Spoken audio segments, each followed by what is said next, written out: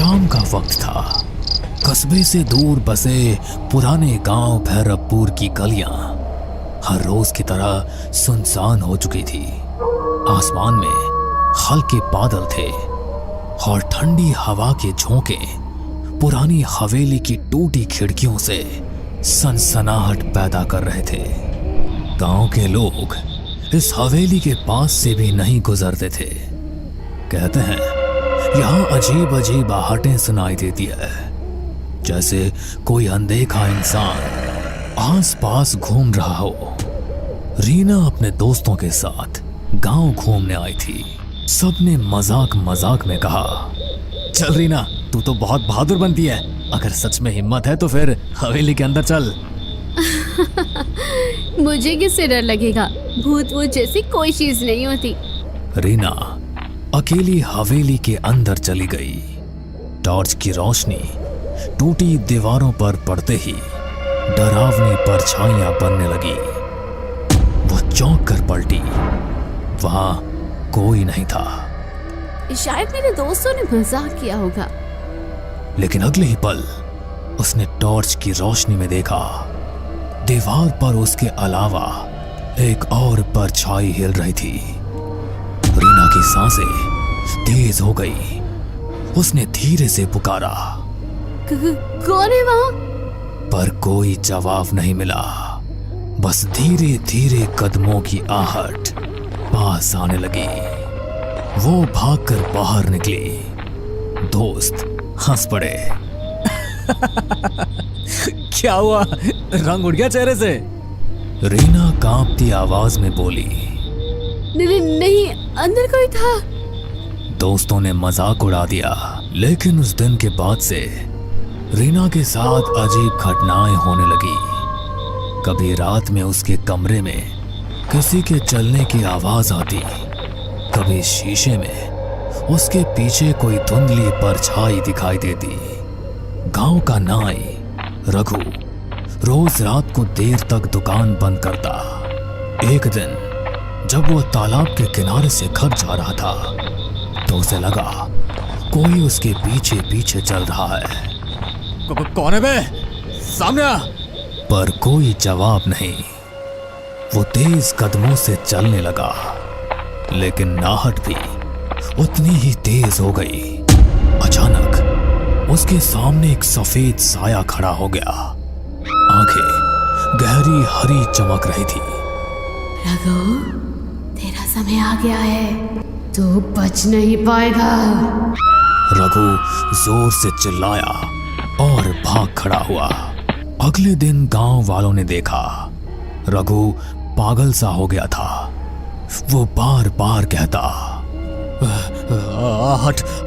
आहट मुझे ले जाएगी, आहट मुझे ले जाएगी। अनिरुद्ध गांव के स्कूल में मास्टर था। वो भूत प्रेत में विश्वास नहीं करता था। लेकिन एक रात जब वो हवेली के पास से लौट रहा था तो उसने साफ साफ सुना जैसे भारी जूतों की आवाज उसके पीछे से आ रही हो। अरे ये कैसी आवाज है? यहां तो कोई और नहीं है। वो मुड़ा, लेकिन पीछे सिर्फ खाली सड़क थी। फिर अचानक उसके कान में किसी ने फुसफुसाया, तू बच नहीं पाएगा। रीना, रघु और अनिरुद्ध तीनों अलग अलग लोग थे, लेकिन सबने एक ही चीज महसूस की और वो थी आहट। गांव में धीरे धीरे डर फैलने लगा। लोग कहने लगे कि हवेली में दबे किसी रहस्य की वजह से ये सब कुछ हो रहा है। गांव भैरवपुर में अब हर कोई हवेली का नाम लेते ही सिहर उठता। रीना का चेहरा अब पीला पड़ चुका था। रघु पागलपन की हद तक डर चुका था और अनिरुद्ध मास्टर भी अब रात को अकेले निकलने से कतराने लगा था। लेकिन ये डर यहीं नहीं रुका। सविता रोज रात को अपने आंगन में तुलसी को दिया जलाती थी। उस रात भी उसने वैसा ही किया, लेकिन जैसे ही दिया जलाया उसे लगा मानो आंगन में कोई खड़ा है। कौन है वहां? अंधेरे में कुछ भी नहीं दिखा, लेकिन हवा का एक तेज झोंका आया और दिया बुझ गया। सविता ने माचिस जलाई, तभी देखा आंगन के कोने में एक औरत खड़ी थी, काली साड़ी में, बाल बिखरे हुए। हे भगवान!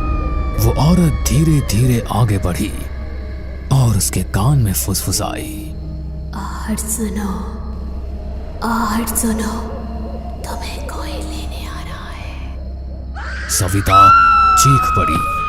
घर वाले दौड़े, लेकिन वहां कोई नहीं था। अगर यहां कोई आत्मा है तो आज मैं उसे शांति दूंगा। वो मंत्र पढ़ने लगा। तभी हवेली की सीढ़ियों पर धीमे धीमे कदमों की आवाज आई। कौन है वहां? कोई जवाब नहीं, लेकिन अचानक उसके सामने लोहे की जंजीर अपने आप हिलने लगी। मोहन घबरा गया, लेकिन हिम्मत करके मंत्र पढ़ता रहा। तभी दीवार पर खून से लिखा उभर आया, आहट से बचना नामुमकिन है। मोहन के हाथ से माला गिर गई। वो भागते भागते गांव लौटा। ये जगह अशुभ है, वहां कोई अनदेखी शक्ति है। अमर गांव और कस्बे के बीच बस चलाता था। एक रात उसकी बस में कोई भी यात्री नहीं था। बस सुनसान सड़क से गुजर रही थी। अचानक उसने देखा बस की पिछली सीट पर कोई बैठा है। उसने शीशे में देखा सफेद कपड़े पहने एक आदमी, जिसका चेहरा धुंधला था। अरे कौन है? टिकट तो लो। कोई जवाब नहीं। अमर बस रोककर पीछे गया। सीट खाली थी। वो लौटकर ड्राइवर सीट पर बैठा। तभी उसके कान में आवाज आई, बस चलते रहो, आखिरी मंजिल तो मेरे पास है। अमर की हालत खराब हो गई। उस दिन के बाद उसने रात में बस चलाना ही छोड़ दिया। गांव वालों की दहशत सुनकर पुलिस ने जांच के लिए डीसीपी अरविंद को भेजा। अरविंद बहुत तर्क संगत इंसान था। भूत प्रेत की बातों पर हंसता रहता था। अरे ये सब अंधविश्वास है, मैं खुद हवेली जाऊंगा और देखूंगा। रात को वो टॉर्च लेकर हवेली पहुंचा। दीवारें खंडहर हो चुकी थी, लेकिन अचानक सीढ़ियों पर भारी कदमों की आहट गूंजी। रुको, कौन है वहां? उसने टॉर्च जलाई। सामने कोई भी नहीं था, लेकिन अगले ही पल उसे लगा जैसे किसी ने उसके कंधे पर हाथ रखा हो।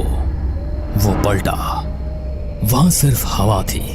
फिर उसने कानों में साफ सुना, तू सच जानना चाहता है तो तहखाने में उतर। अब तक अलग अलग लोगों ने अलग अलग तरीके से आहट सुनी थी। सब घटनाएं अलग अलग थी, लेकिन एक ही बिंदु पर जाकर जुड़ती थी, आहट। मुझे लगता है हवेली में कुछ राज छिपा है। जब तक पता नहीं चलेगा, ये सब हमें चैन से नहीं जीने देंगे। अरे तू पागल हो गई है क्या? तू फिर से वहां जाना चाहती है? हाँ, अगर सच्चाई सामने नहीं आई तो यह आहटें हमें ऐसे ही डराती रहेगी। गांव भैरवपुर अब दहशत का पर्याय बन चुका था। लोग रात को घर से बाहर निकलना बंद कर चुके थे। हर कोई वही सुनता, धीमे कदमों की आहट। रीना का डर अब जिज्ञासा में बदल चुका था। उसने तय किया कि वो हवेली के तहखाने तक जाएगी, लेकिन अकेले जाना मुमकिन नहीं था। उसने अंकित, मास्टर अनिरुद्ध और पुलिस अधिकारी अरविंद से मदद मांगी। हमें सच का पता लगाना होगा, वरना ये आहटें हमें जिंदा खा जाएंगी। ठीक है, मैं पुलिस वाला हूँ, पीछे हटना मेरे बस का नहीं। चलो आज रात तहखाने में उतरते हैं। रात के 12 बजे चारों लोग हवेली पहुंचे। अंदर सन्नाटा ऐसा था कि अपने दिल की धड़कन तक सुनाई दे रही थी। अचानक सीढ़ियों पर वही आवाज गूंजी, रीना का हाथ कांपने लगा।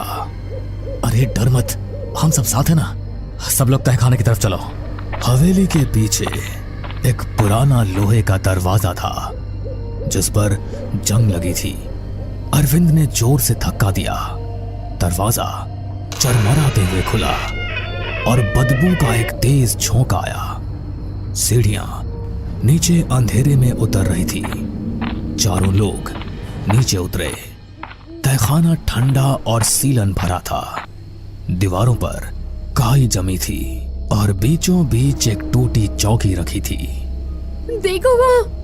दीवार पर खून से लिखा था, आहट मेरा शाप है, जो सुनेगा उसका अंत होगा। ये सब किसने लिखा होगा? तभी तहखाने के कोने से एक सफेद धुंधला साया उभरा। सबके कानों में वही आहट गूंजी। मैं इस हवेली की मालकिन ललिता हूँ। 100 साल पहले मेरे पति ने लालच में मुझे यहीं जिंदा दफना दिया था। मेरी चीखें, मेरे कदमों की आहट सब यही गूंजती रही। रीना की आंखें फटी की फटी रह गई। तो ये सारी घटनाएं वही आहट? हाँ। अचानक तहखाने की दीवारें हिलने लगी। छत से मिट्टी गिरने लगी। ये क्या हो रहा है? मेरा श्राप अनंत है। जो सच जानता है वो भी आहट से बच नहीं सकता। रीना, अंकित, अनिरुद्ध और अरविंद चारों बाहर भागने लगे, लेकिन हर तरफ से आहट की आवाज आने लगी। कभी पास, कभी दूर, कभी ऊपर, कभी नीचे। सभी हवेली से बाहर आने लगे। तभी अरविंद ने सबसे कहा, अगर हम इस हवेली को ही जला दें तो शायद ललिता का दफन शरीर भी जलकर मुक्ति पा लेगा और आहट का ये पूरा किस्सा ही खत्म हो जाएगा। उसके बाद सबने मिलकर पूरी हवेली में आग लगा दी और सभी हवेली से बाहर निकल आए। हमने सुना भी था कि हवेली की मालकिन अचानक गायब हो गई थी। असल में उसे मार दिया गया था। फिर अगले दिन लोगों ने हवेली में सामूहिक पूजा करवाई।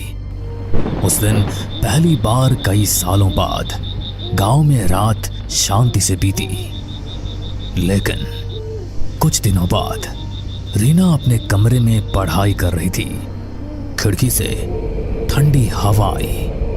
अचानक उसे लगा जैसे कमरे के कोने से धीरे धीरे कदमों की आहट आ रही है। उसने कांपते हुए कहा, कौन है? कोई जवाब नहीं मिला, बस वही आवाज। रीना की आंखों में डर फिर से उतर आया। भैरवपुर गांव में हवेली का रहस्य तो खुल गया, लेकिन आहट अब भी जिंदा है। कहते हैं जो एक बार ये आवाज सुन लेता है उसकी जिंदगी कभी पहले जैसी नहीं रहती। आहट सिर्फ एक आवाज नहीं बल्कि एक अंधे का साया है जो हर जगह आपके पीछे पीछे चलता है। बस कभी वो आहट सुनाई देती है और कभी नहीं सुनाई देती, पर डर की दस्तक लेकर आहट सभी के आसपास चलती रहती है। हमें पूरा यकीन है दोस्तों कि आप लोगों को ये कहानी जरूर पसंद आई होगी।